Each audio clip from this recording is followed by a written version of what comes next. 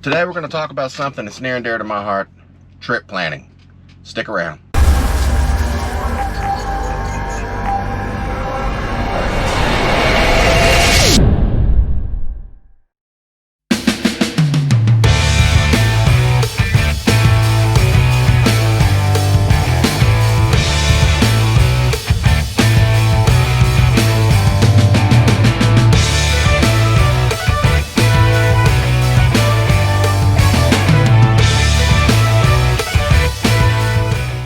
Today I'm going to talk about something that every driver should know. If you've been driving a while, you'll agree with me that trip planning is the essence of making money or going broke. This one thing, trip planning, can save you or kill you in the business. You guys that are new to the business, this will come in handy to you.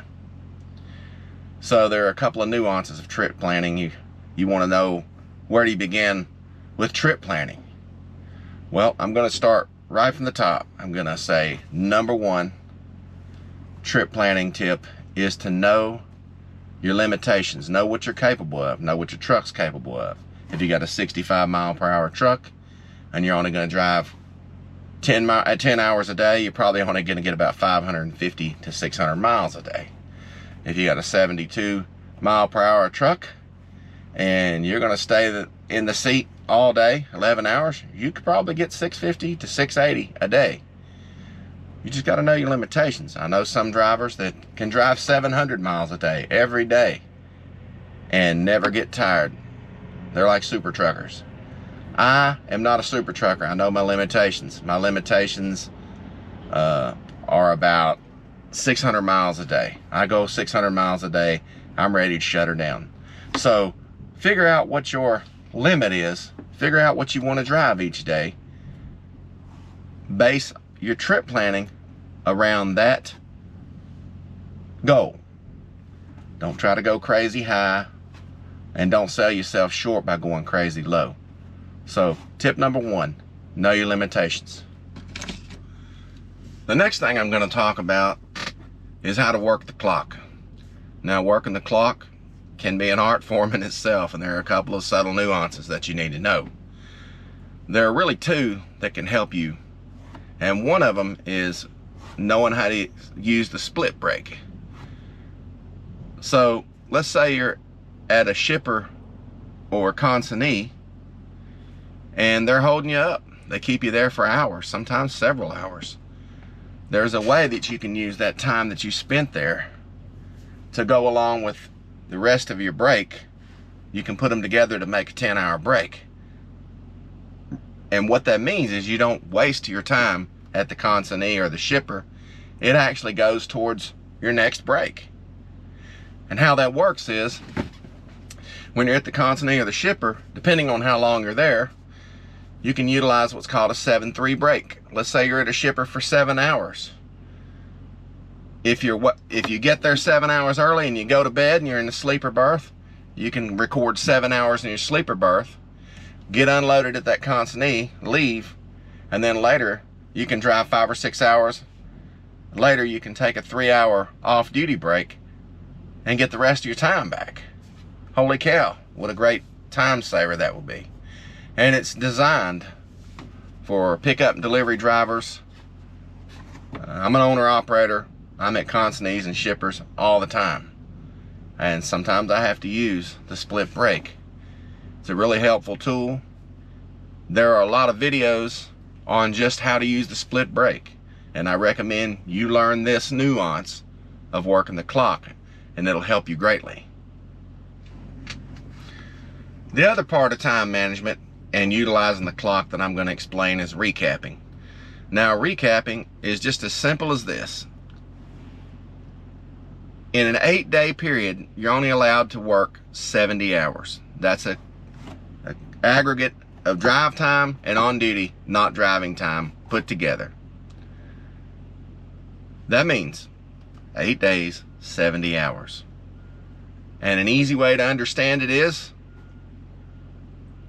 whatever I work this Monday, at the end of the next Monday, I get that time right back.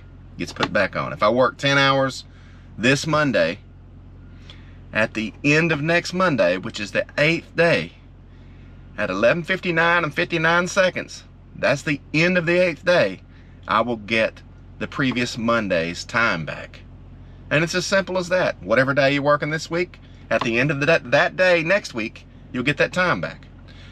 Simple to understand. I have run all over the United States using recaps.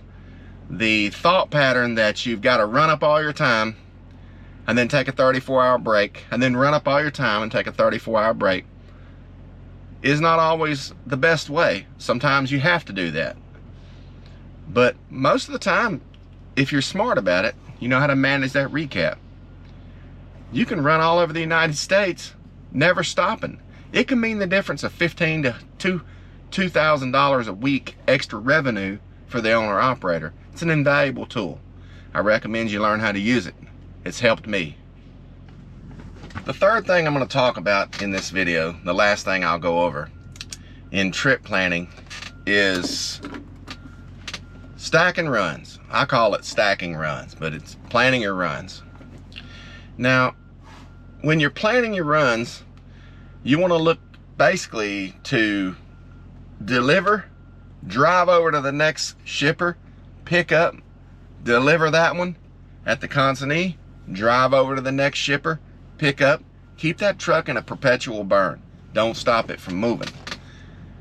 Doesn't always work that way. Sometimes the runs aren't there. But what I try to look for in runs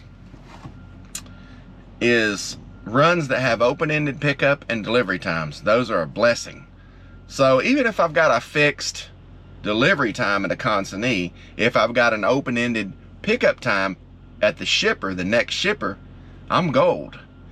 Consignee takes a little longer, no big deal. I got an open-ended time. We're good. Or sometimes you have a fixed pickup time at a shipper, which means that you get to your consignee quick and get unloaded. So oftentimes you might want to look, if you got a fixed pickup time at a shipper, you want to try to look for runs that have an open-ended delivery time at a consignee. Sometimes you can even call them and schedule a quicker delivery time earlier in the day. All of these things are invaluable. When you stack up runs, I try to stack up runs in multiples of 600 miles. So a 600-mile run, or a 1,200-mile run, or an 1,800-mile run. And if I can get it, a 2,400-mile run, I've taken them. I love them. The reason why being as I covered earlier in the video, my limit is about 600 miles per day. If you know your limits, you know how to pick your choose your runs. If you're just a 500-mile a guy a day, don't pick a run going 600 miles. You're going to burn over a day. Pick a run that's, you know, a little less or about equal to what you can do in a day. Me, I can do 680 miles in a day, but I base everything on a 600-mile day. That way, if I get something that's 1,300 miles, I can do 2 650-mile days. I'm gold. So these are things that you need to think about when you're planning your runs, planning your work. And as my old father-in-law used to say, Homer used to say, plan your work and work your plan, Carl. He was an old man, but I really like some of his sayings. Anyway, that's all I've got for this video. This is Carl telling you, nothing out here is worth risking your life for. Stay safe, get home, and I'll see you on the next one.